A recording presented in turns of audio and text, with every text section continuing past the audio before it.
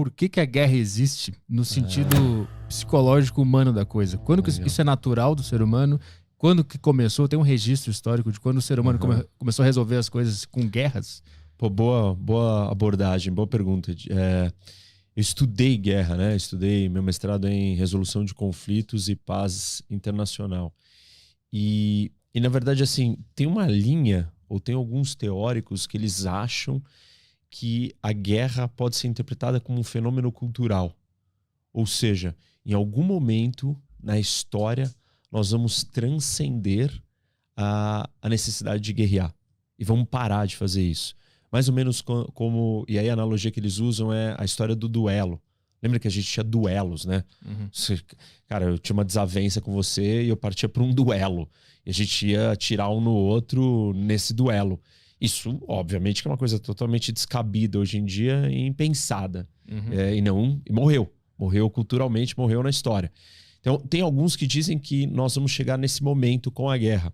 Mas aí depende da interpretação e da análise que você faz da natureza humana. E eu sou mais cético e acredito nos outros pensadores, outros estudiosos, outros cientistas e outros filósofos que vão falar que a natureza humana ela tem um lado raivoso, agressivo, imperfeito, animalesco, e que a gente nunca vai conseguir domar os instintos por completo, a ponto de a gente falar assim, não existe mais guerra. Mas aí nós podemos olhar, ao invés do ímpeto biológico, olhar para as condições que levam à guerra. Então, mais ou menos assim, né? O ímpeto vai estar lá. Eu acho que a natureza humana sempre vai poder e ter o potencial para matar, para não resolver as desavenças, os conflitos na paz, ou no diálogo, ou na conversa. Mas, de repente, nós podemos criar mecanismos onde as condições para que você manifeste, coloque para fora essa sua insatisfação, essa sua desavença com o outro, seja resolvida de uma outra maneira. O problema dessa ideia das condições é que nós estamos muito longe do que nós conhecemos e entendemos sobre supostas condições de fim da guerra. E aí o Immanuel Kant, né, que é um dos maiores filósofos, um dos caras mais difíceis, ele escreveu em filosofia política um livro que chama A Paz Perpétua. E ele escreve uma tese de como que nós poderíamos fazer para atingir a paz perpétua, que não seria diferente da ideia de eliminar a guerra, né? É a mesma coisa, um sinônimo de falar, vamos eliminar a guerra. E aí ele identifica que nós precisamos de 3 coisas. Todos os países precisam ser repúblicas. Ou seja, todos os países precisam ser democracias. Democracias de verdade. Não Venezuela. Todo mundo tem que ser democracia plena, funcional. Porque você pode ser no papel, mas na prática não é. E aí o segundo ponto, ele fala que nós temos que criar uma federação de nações. E uma federação não é uma ONU. É você voluntariamente se juntar a uma espécie de uma grande aliança mundial, né? Um grupo coletivo que aceita se sujeitar às regras que foram criadas para todos. Você continua sendo independente, você continua sendo soberano, mas você aceita se juntar nessa federação comigo e com todos os outros países do mundo. Seria uma ONU funcional, direita, que dá certo, onde a soberania dos países, de uma certa forma, seria não abdicada, mas eu abro mão voluntariamente enquanto eu faço parte dessa federação. E o terceiro ponto, que é o mais difícil de todos, o Kant ele escreveu sobre... Ele estava em busca do que é a moral, né? O que é o certo, o que é o correto.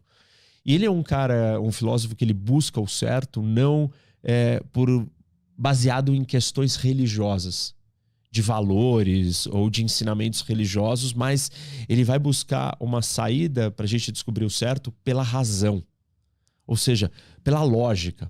E aí ele constrói isso numa premissa lógica da seguinte forma, por exemplo, se eu minto, e aí a gente universaliza a ideia de mentira, não existe mais verdade.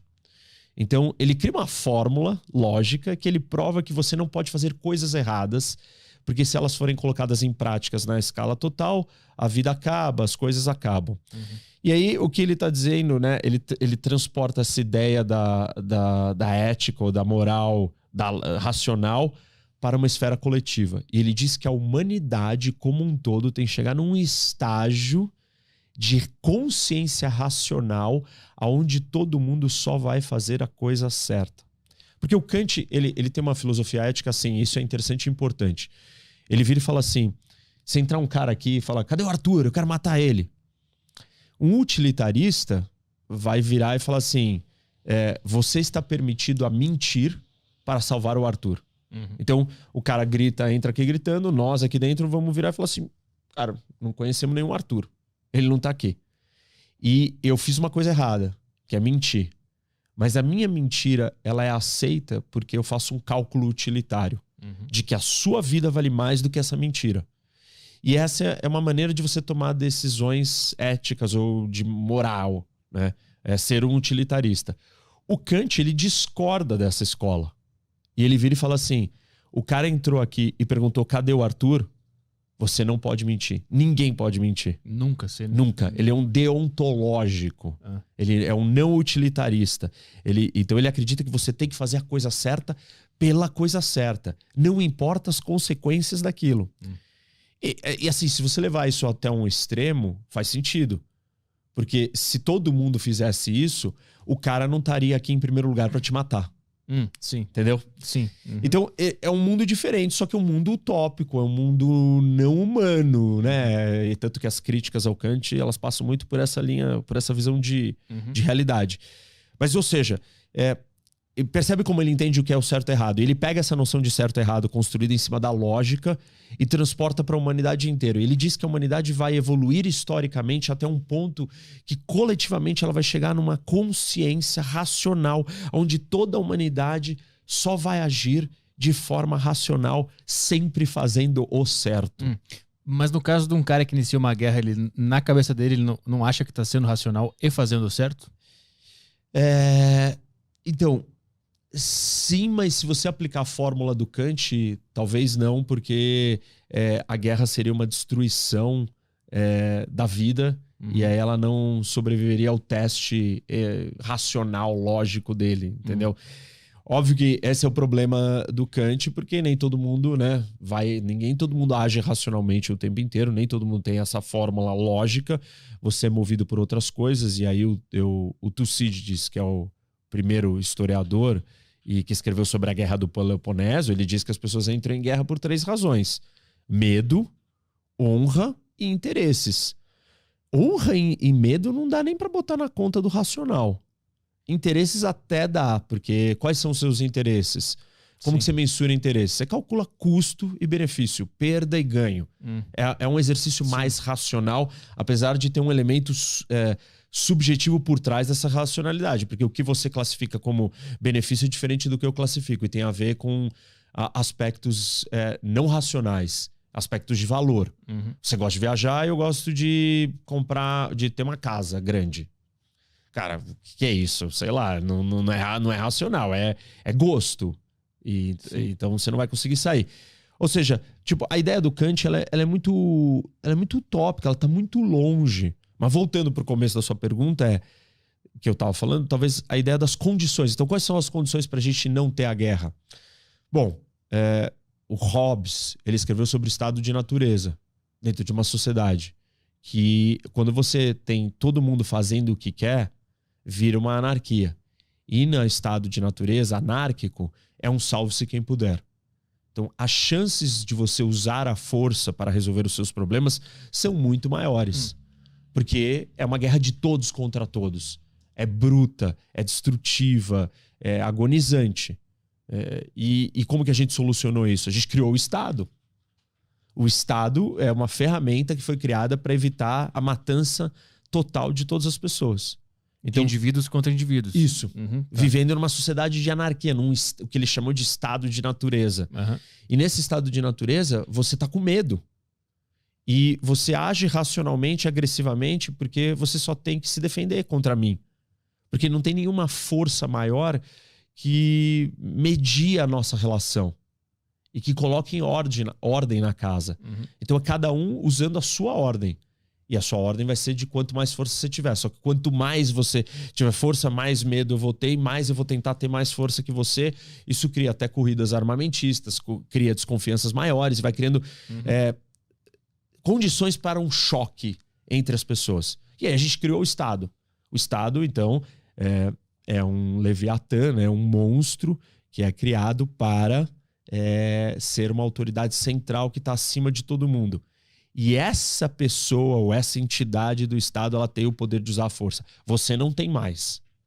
Tanto que a definição do Weber o Estado é a entidade que detém o monopólio do uso legítimo da força. Sim. Monopólio, essa palavra é chave, monopólio do uso da força.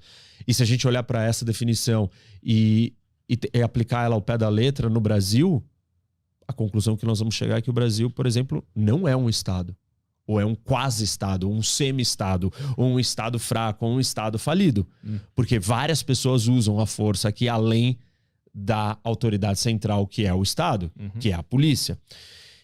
Então, voltando para o mundo, né? A gente está falando de guerra de povos ou de países. Você tem os estados internos, mas e no mundo?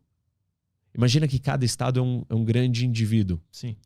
Então você só tem um monte de indivíduos soltos, sem o Estado do mundo, sem a polícia do mundo, sem a autoridade central. É por isso que na esfera internacional a gente vive em anarquia.